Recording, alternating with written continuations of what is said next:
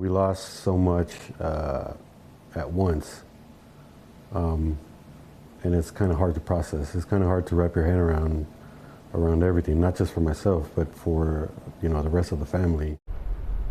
A mass shooting at a North Las Vegas apartment complex tore two separate families apart. And now, for the first time since late June, we hear from the father who lost his former mother-in-law, former wife, son, and nearly lost his teenage daughter.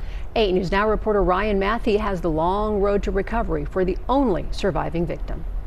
It's been a painstakingly long recovery for the families of that shooting, now approaching 2 months after the initial conflict. The crime scene itself spanned 2 different stories, and you can see now as the camera shot zooms into both of those units. The 13-year-old called the top unit home, but as of recent, her home has been the hospital. I tell him I love him.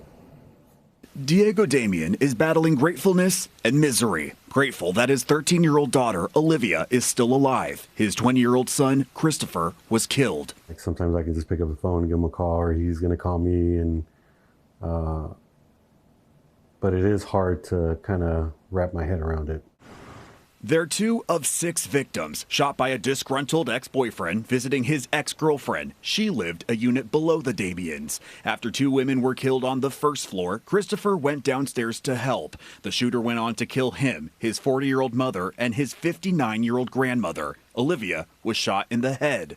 And a lot of the damage was to, from what I'm told, the speech part of the brain. She's remained at UMC ever since, most of it in an induced coma. Recently awakening, now relearning to eat and talk. This past weekend, she uttered her first words. She said the sound, right, the M sound, and then she was able to say mom. A call to someone no longer there. A full recovery may never come. This is the actual medal that was received by the North Las Vegas Police Department. Diego is left with a Citizen Service Medal awarded to Christopher on Wednesday for his efforts and the hope his daughter will have some future of normal. I don't think I've still fully been able to sit down and process what I need to.